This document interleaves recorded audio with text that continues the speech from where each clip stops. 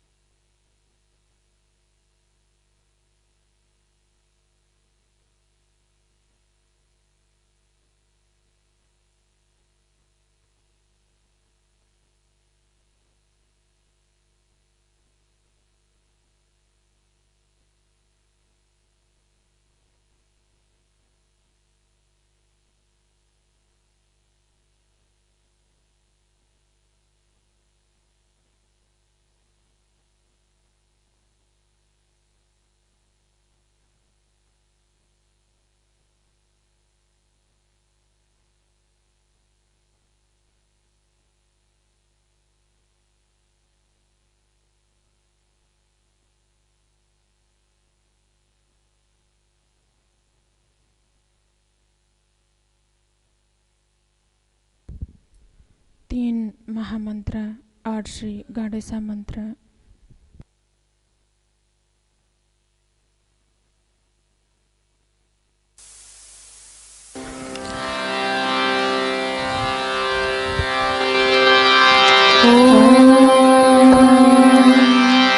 त्वमेव साक्षात् श्री महालक्ष्मी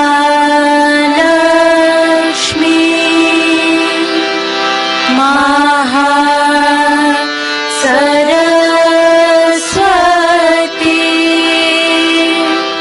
महाकाली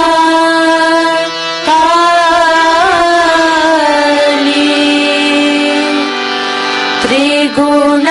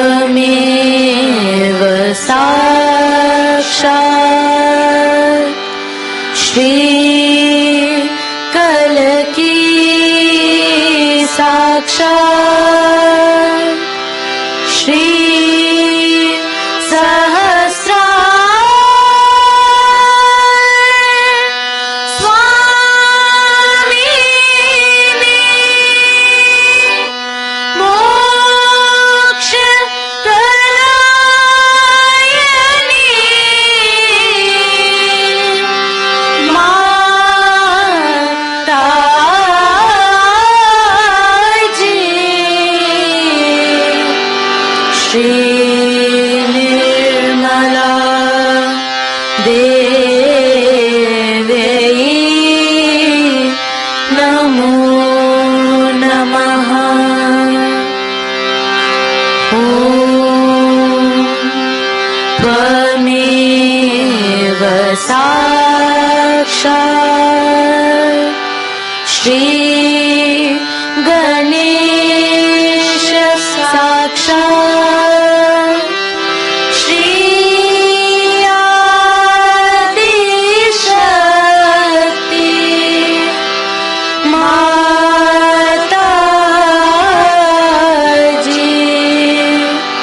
श्री निर्मला देवी नमो नमः।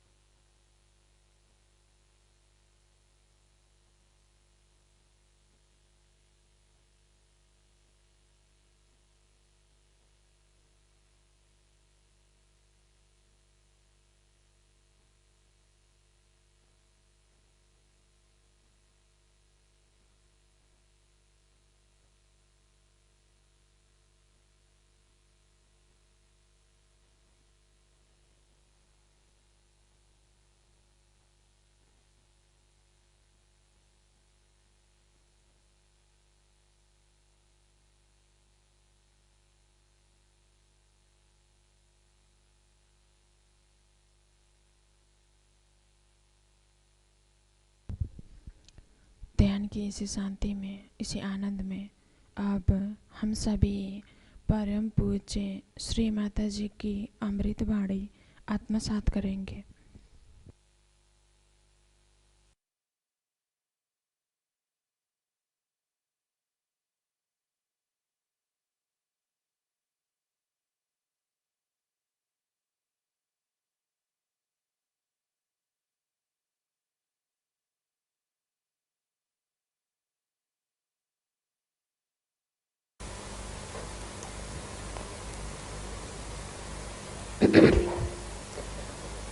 It is a great day when Christ came on this earth. And you know about how he was specially created to come down as a human being to work out the salvation of the people.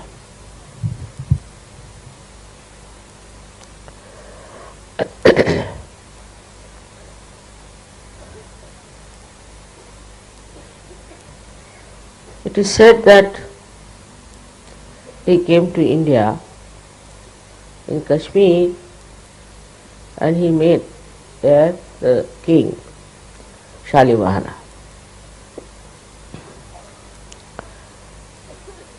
It's all in Sanskrit. I've read that the conversation took place between Christ and King Shalimahana, who was a great devotee of the mother. And he asked him, what is your name? In Sanskrit it's already. So he said, I come from a country where people believe in filth. And I think this is my own country. So Shalimana said, you are such a great person who has come on this earth. So you should go back to those countries to save them and to tell them about the pure principle of life. In Sanskrit it was written Nirmal Dham. And Christ went back, and after 3.5 years only he was crucified.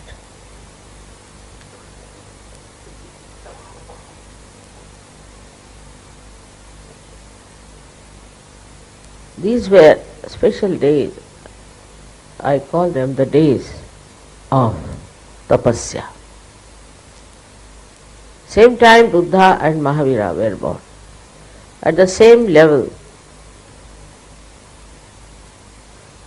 of the Virata's forehead.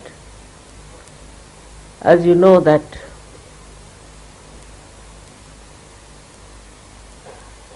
according to Vedas, there are 7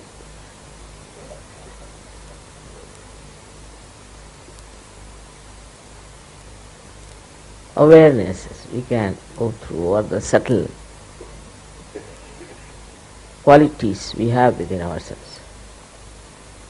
The first one was the Bhu. Bhu is Ganesha was created. Second is Bhurva, meaning Antariksha, means all that is created around us.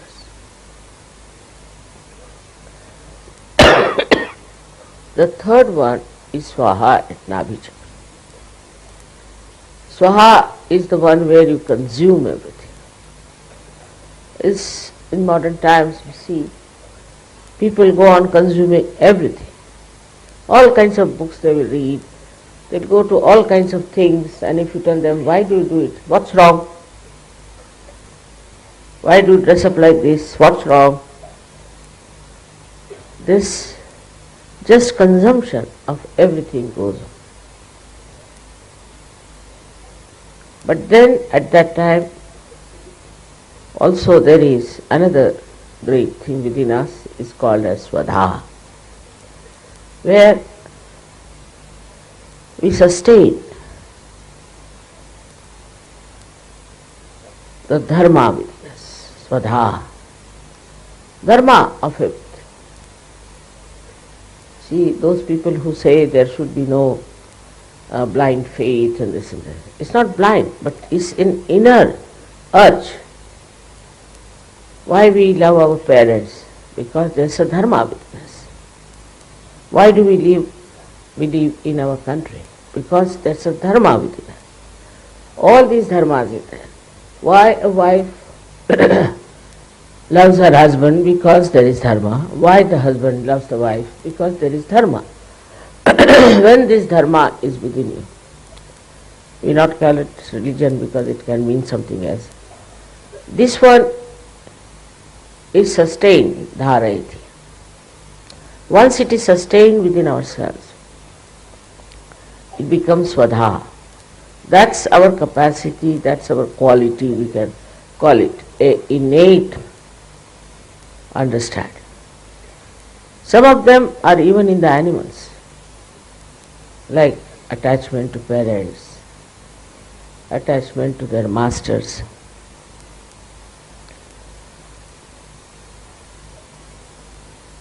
Then comes the higher awareness, where your mana, now it's not mind, there's very confusion, there's a big confusion of mind. You see, English language is really quite confusing.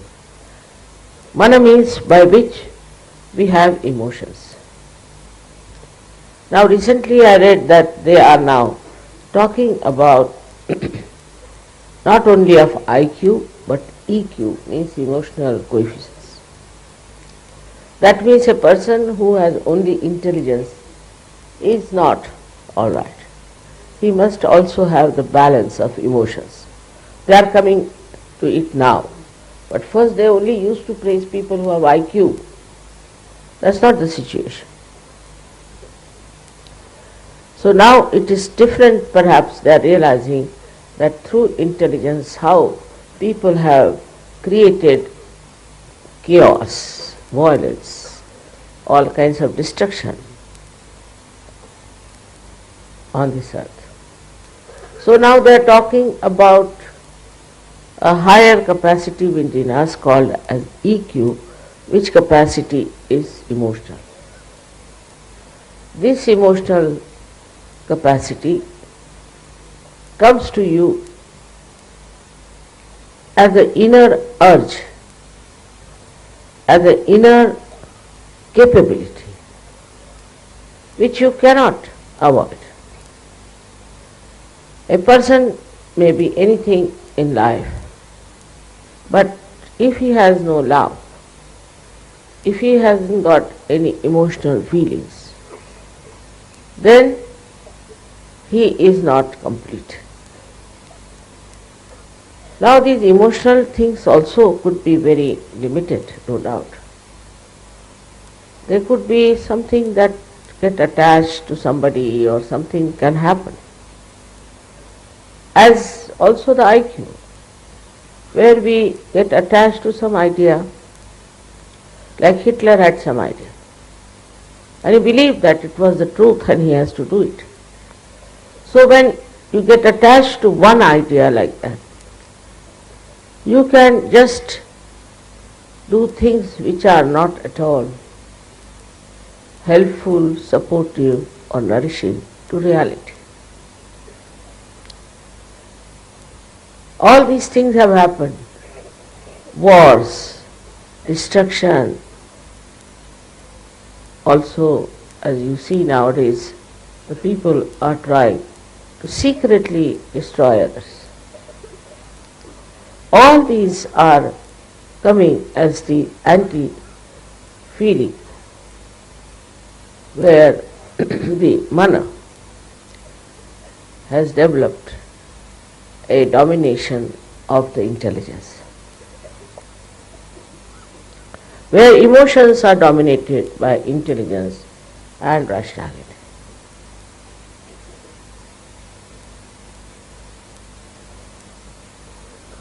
So there is another awareness within us, another capability within us, another urge within us innately built is the jana. Jana means the people, the communication. You cannot live alone. You see a man who goes to jail. He is quite happy, he is quite comfortable, he doesn't have to do any work. Everything is done for him. If he has a good class, he lives very well, much better than he would live outside. But the only thing is he cannot meet other people. He cannot communicate. And when this capacity of communication, which is within us, which is a part and parcel of human existence, is taken away, a person in the jail feels absolutely frustrated and unhappy.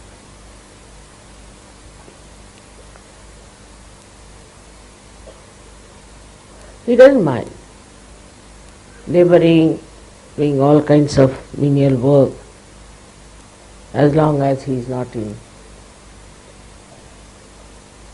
the jail, cut out of the communications with others. So this communication is also an inner urge within us. In that also people sometimes go too far and neglect other dharmas. They are more bothered about communication than about other dharmas which are very important. So there is no balance in a person.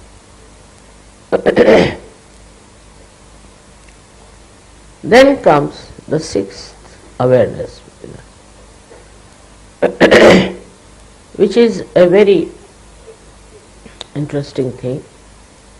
One was where we take to conditionings. Say, if I am an Indian, then I am very proud of Indians. I can never see anything wrong with them. Or I may see everything wrong with them. It can be both ways. How you have been conditioned is the point.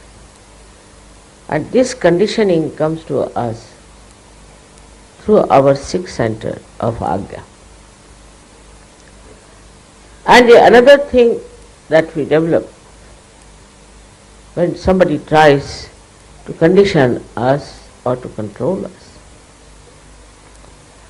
we try to get out of it, or sometimes we try to dominate. This dominating capacity is also within us, innately built. Both things are innately built within us, that we go on getting ourselves conditioned. For example, I would say that in very stupid, silly manner, people get conditioned. It is impossible to get them out of it. It always comes out of self-centeredness, that a person has no value for understanding. Like now somebody comes to your house, he is a vegetarian. Alright, now stays with you. So I am a vegetarian. You must get new utensils to cook the food, because I can't have food in the utensils where the meat is cooked. Alright. Then you must get your servant in a proper manner, so send him to some place where you can get the well water. The servant must be absolutely drenched. This is typical Indian old style, and should go and draw the water from the well and bring it for drinking and cooking. While the servant dies of pneumonia, doesn't matter. All such stupid conditionings we have. But it's not only that in the East you find all this conditioning, in the West is even worse. For example, they have clubbing. Now there are clubs where people wear particular type of clothes. It's a club. Now if they wear something else, then everybody will laugh at them. Or how to use the spoon and fork is very important in the West. How they use spoon and fork, especially English, have this nonsensical conditioning. If somebody uses the fork and spoon in a wrong way, then finished. He is nowhere. He is not sophisticated. The ideas of sophistication and all that comes through conditioning of ages. Because maybe they were primitive to begin with, they had no clothes, proper clothes to wear. Might be they were covering themselves with some leaves or something. I mean, only hundreds of years back. So now they have jumped to the other side, very particular about their dress, very particular about fork and spoon. And they just can't bear something that is different. I don't like that, is very common there. I don't like. Now, they came to India. We don't like. What we don't like? We don't like the way Indians dress up. Alright? You dress up the way you like, let Indians dress up like they like. Now why do you think that your dress in England will suit here in India, which is such a hot, hot, hot country? But no, this is how we are. It's quite funny the way they have. And this conditioning goes on into such a deep manner that nobody sees the stupidity behind it. For example, if the Queen has invited you, you must wear a tailcoat. And now it's very expensive to have a tailcoat. Now, they have to go to a particular shop to borrow it. Sometimes they are loose and sometimes they are tight. I have seen people coming to these parties, Queen's parties. I could never recognize them because somebody looked like Charlie Chaplin, or somebody looked like Laurel, or somebody like Hardy. I could make out who are these people. Then I was told that's such and such ambassador. Oh my God, I know him very well. What has happened to him? They cannot walk straight. Their gait changes because of the clothes which are so tight sometimes and sometimes so loose. But you have to wear. All these formal ideas come to us as a kind of a part and parcel of you because you accept all these conditionings. So the other side, it goes to that we abandon all this. We don't want all this. We are anti-culture. So I met one gentleman who was wearing a pant which had lots of holes in it. Imagine in the cold of London to wear a pant like that. So I said, why do you want to wear a pant which has holes? He said, this is a holy pant. Holy? My goodness, it will give you varicose veins. It's horrible. What's wrong? We are anti-culture people, so we are taking now to holy pants. I mean, such stupid people are not only who are uneducated, but very well educated people, highly placed people are so conditioned. And this conditioning has caused so much damage to human beings. For example, to accept Freud had become just a complete religion in the West. Freud became Christ at that level, though he was a Jew, and he dominated the Western culture so much that I just couldn't understand the impact of this stupid man who would have been thrown in the sea if he had come to India. But the conditioning part is everything is written is law. And they accepted this man so much that the culture of the West became absolutely self-destructive throughout. No respect, no morality, nothing was lofty, all value system shattered. Because they accepted this kind of nonsense because it was written. Even today, I hear, in such and such book such is written, in that book such and such thing is written. This is terrible condition. For example, it's written in the Bible that Jews crucified Christ. Nonsense. Just use your brains. How can Jews crucify Christ? They were in the multitude. In any country, have you heard that a person can be crucified with the general opinion of the people? It's the government, the Roman government did that. But to put the blame on the Jews was a very good idea of a very cunning man called Mr. Paul. And people accepted that because it suited them to hate the Jews. Then the Jews started creating people like Freud. So all such conditionings also have reactions. And these conditionings then build up. And once they build up, their reactions also build up, and you have a country full of all kinds of chaos, fear, violence, and destruction. The conditioning is more also with the idea of possession. This is my land, this position is mine, that is this, that. Like this it goes up to a point where people who believed in the formless God also fight for the land. Why should they? They believe in the formless God, so why should they fight for the land?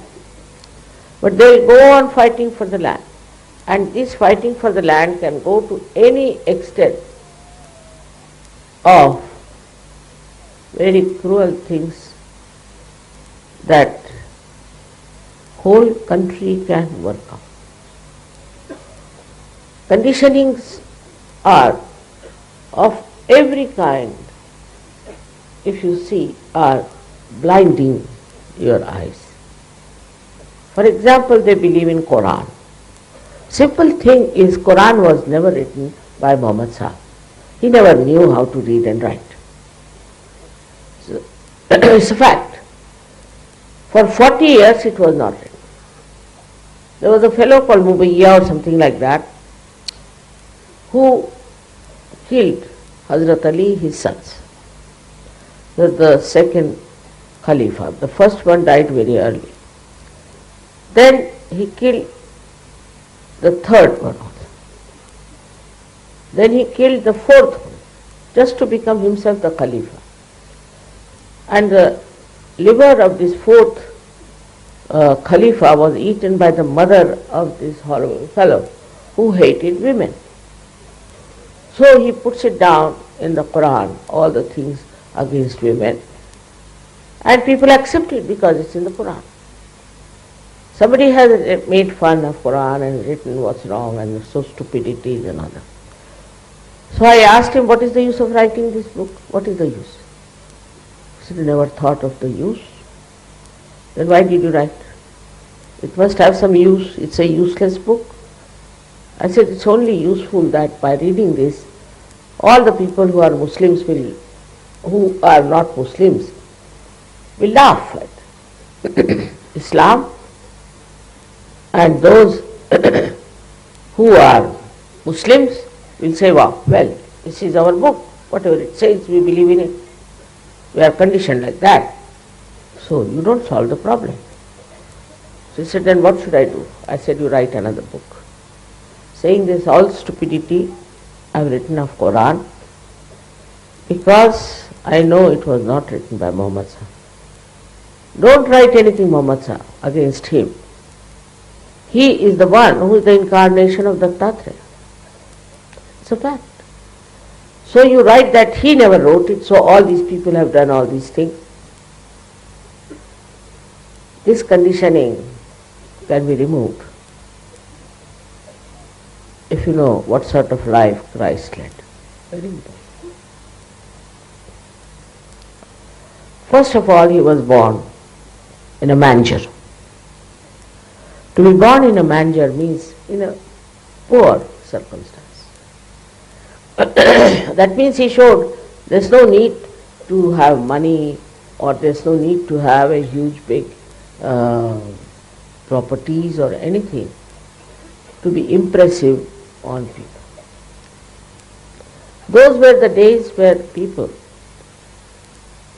respected the tapasvis, the one who were doing tapasya. That was the time to do tapasya. So he came on this earth and lived like a tapasvi. On the contrary, the Christians are the most self-indulgent people you could think of. You go to any Christian nation, you will be amazed how they are just slaves of money and their watches. How they are living, it's very shocking to see. They are following Christ. Yes, we follow Christ. Then, follow means what? He is there and you are standing backwards, moving. Is that the following? If you see the Catholic Church or even Protestants, you will be shocked. How are they following Christ? I can't understand. Till now I never understood. Because Catholic is nothing but money oriented. The only thing they have picked up from Christ that he went to a wedding and created wine out of water and distribute.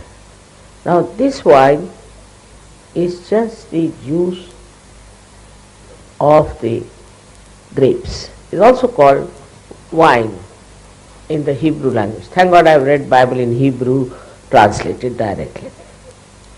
So it's called draksharas. Because instantly you cannot create alcohol. It has to rot, and the more it rots, the more good it is, they say. They write it down, this is 25 years old, so the price is much. But if it is 300-year old, the price is exorbitant. So it has to rot and smell like hell.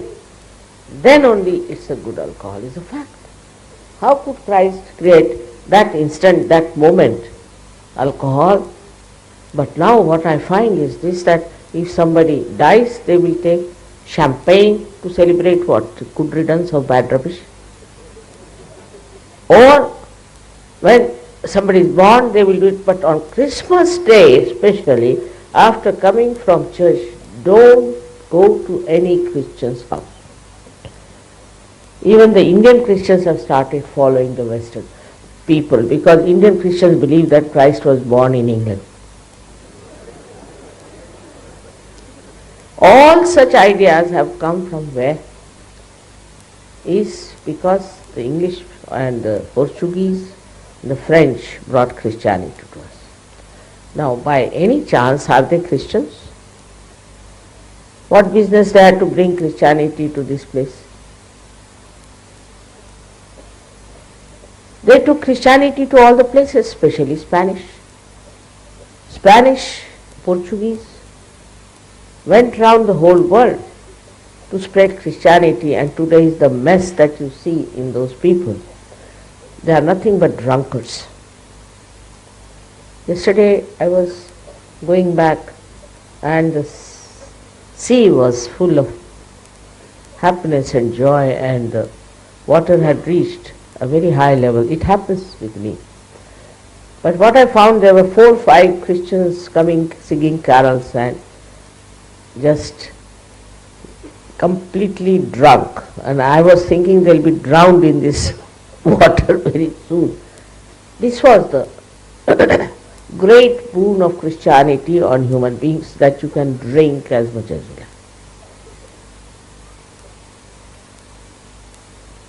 Now this drinking has come, I should say, from where? God alone knows. But it has come also from the Christians. And the Muslims also drink, no doubt. But they hide and drink. They don't openly drink and don't call it a religious duty that you should drink. Imagine in the church, when they give communication, they give you some sort of a dirty smelling wine. After that, how can you have communication? Once you are drunk, you are finished. But all these things happen. So, today we are talking about Christ. He is sitting in a position of Agya Chakra, controlling pineal and pituitary. By that he controls our condition. If we follow him, then we cannot be conditioned by anything. Because he talked of spirit only. Spirit cannot be conditioned. Conditioned by anything. Whatever is good, that will be accepted, good, congenial to the spirit.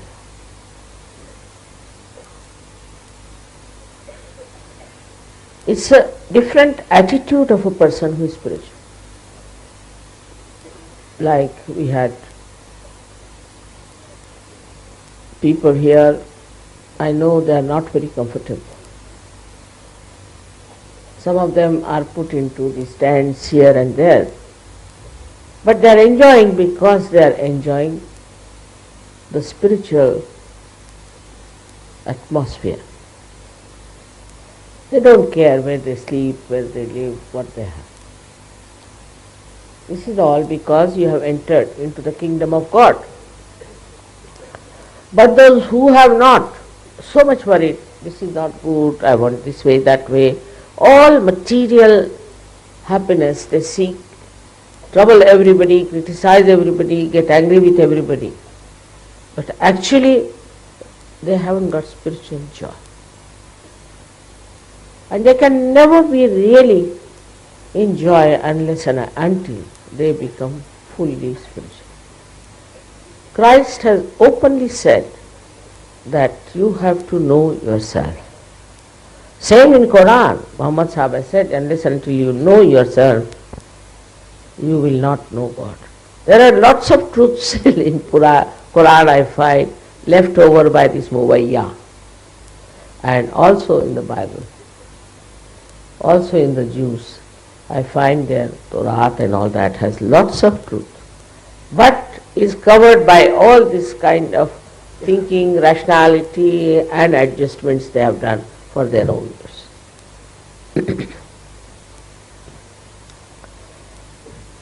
Actually, we have to understand that Christ never started any exclusive religion.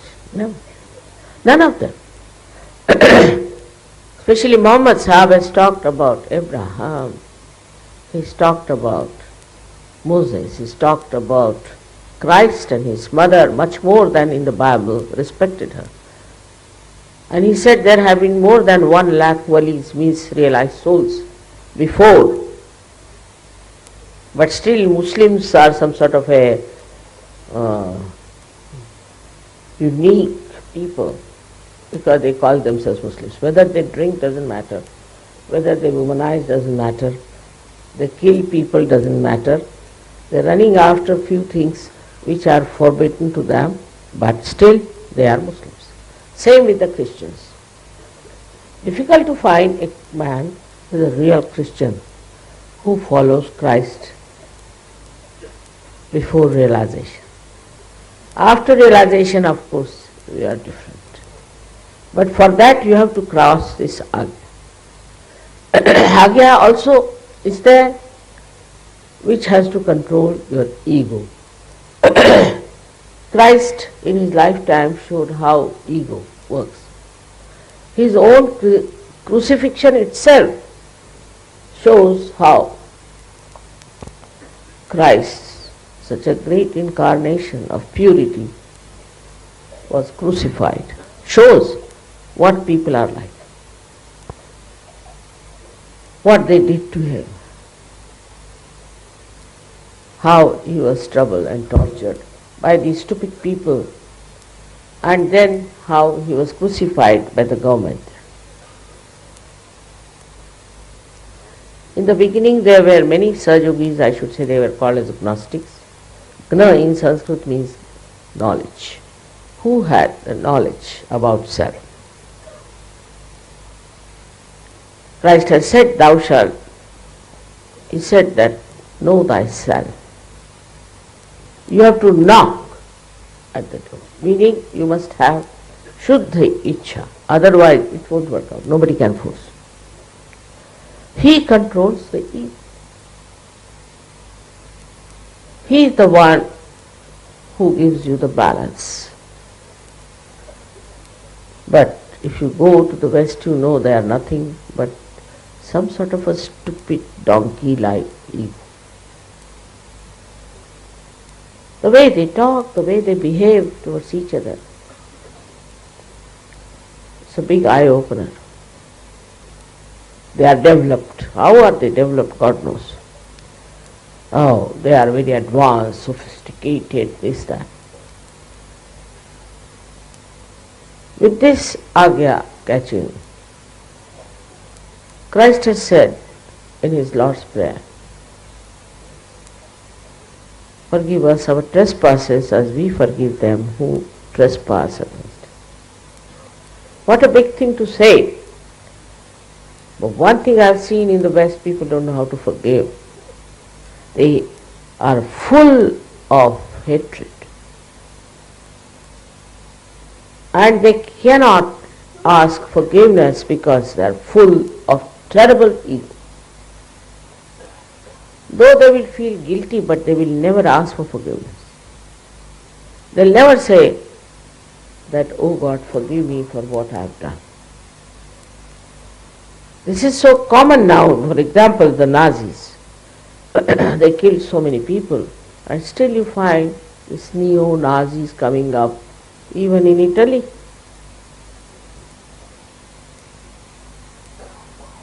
They are not ashamed as to what they have done. This happens because there is no really connection with Christ. Firstly, if you have connection with Christ, your ego has to be finished. Absolutely. And this ego, which comes to you from various sources, is a myth. Is a myth. With this ego, people try to befool others and show off. Like there's a story of Shakti. I don't know if you've read about him. He came to a king and told him that I'm a great architect and I'll build a big palace for you. And this. The way he posed, the king believed him. He said, all right, go ahead. I'll send you so much money. Now with this whole attitude and the way he was describing himself, all his gestures full of such ego, that this king also got completely lost. He gave him lots of money. And in 6 months' time he came back and said, I have built your palace, come and have a look. He went there. He saw it was just the same land, there was no palace, nothing. So king thought something gone wrong with him or what. He was again looking and looking, and what does he find? He finds there was no palace, nothing. Immediately he realized that his ego has befooled him. So, the king was very clever that way, he realized it. She started saying, see, this is the main road by which we'll go, and there's the palace, now the door opens. Nothing there. It's all just a story. And now here is your throne, and please be seated on it. He said, first you sit. He made this Shapish to sit on a throne which never existed. Now imagine, it was very painful. He said, you sit, I want to see you sitting there, I like it. For 1 hour he made him sit. For 2 hours he made him sit. Ultimately, Shapish fell at his feet and he said, sir, I am sorry. There is no palace, there is no throne, nothing of the kind. But the king had lost all his money, so he imprisoned him. He was beaten up and did all kinds of things. So this is the end of false ideas about oneself. This ego can take you to such a heights of stupidity. And the culture where it is pampered is the worst culture.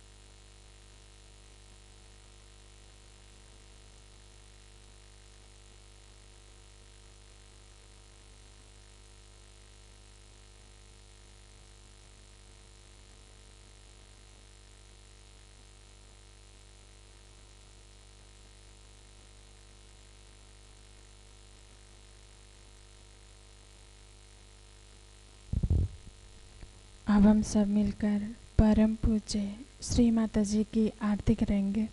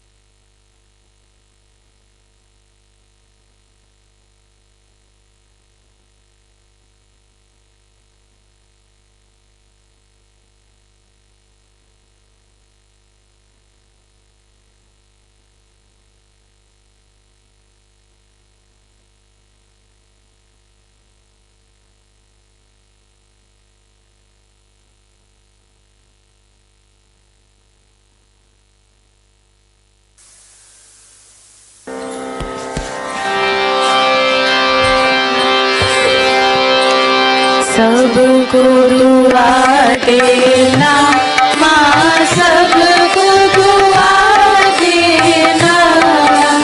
जय निर्मल माता जी, जय निर्मल माता जी। दिल में सदा रहना माँ, सबको दुआ देना, सबको दुआ देना माँ, सबको दुआ देना। जय निर्मल माता जी, जय निर्मल माता जी। दिल में सदा रहना माँ, सबको दुआ देना। जग में संकट कारण कितने लिए अवतार माँ, कितने लिए अवतार। विश्व में तेरी महिमा, विश्व में तेरी महिमा। तू गंगा यमुना माँ, सबको दुआ देना, सबको दुआ देना माँ, सबको दुआ देना। जय निर्मल माता जी, जय निर्मल माता जी। दिल में सदा रहना माँ, सबको दुआ देना। जो भी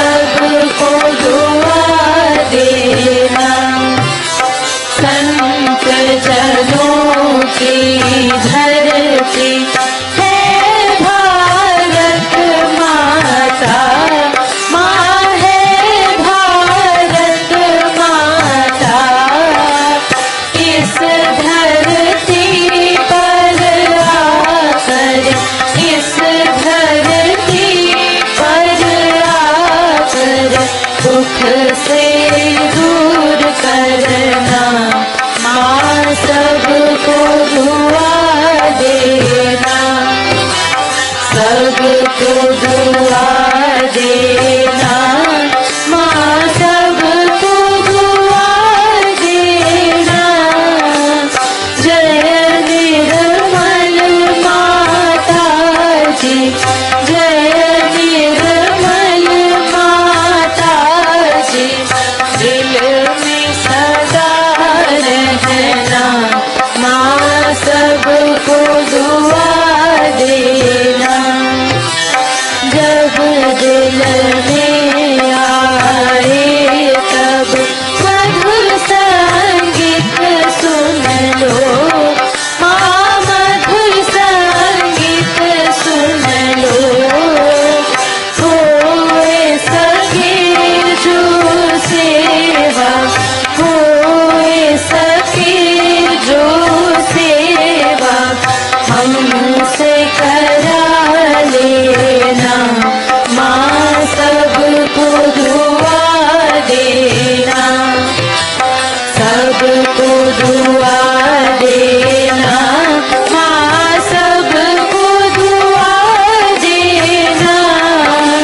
जय निर्मल माता जी, जय निर्मल माता जी, दिल में सदा रहना, माँ सबको दुआ देना, माँ सबको दुआ देना, माँ सबको दुआ देना।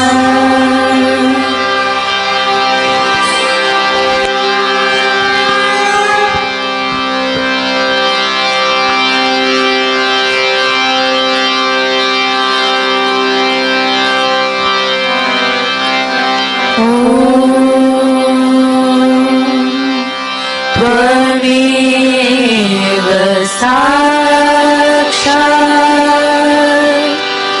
श्री महालक्ष्मी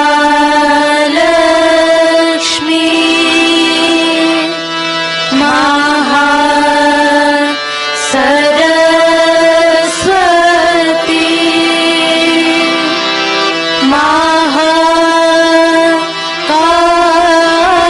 महाकाली त्रिगुणात्मिका कुंडलिनी साक्षात् श्री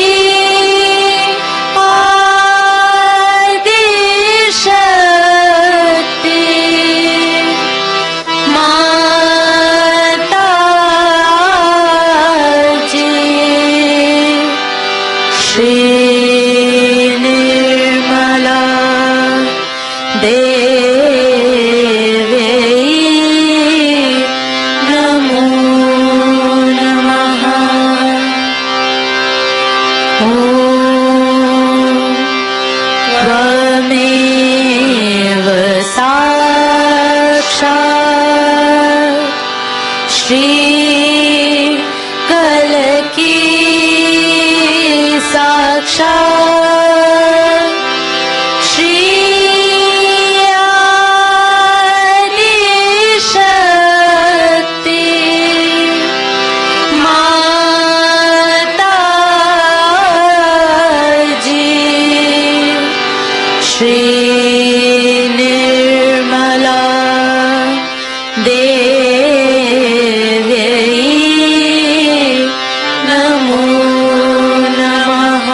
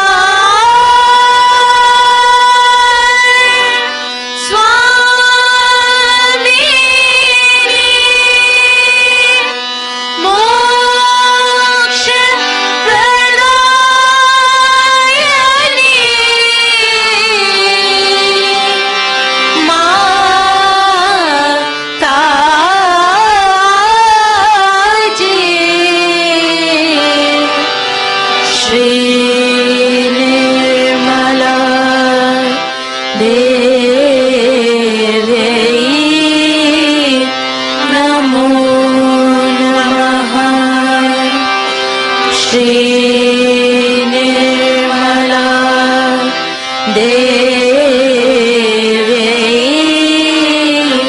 नमो नमः। श्री निर्मला देव्यै नमो नमः। बोलो श्री आदि शक्ति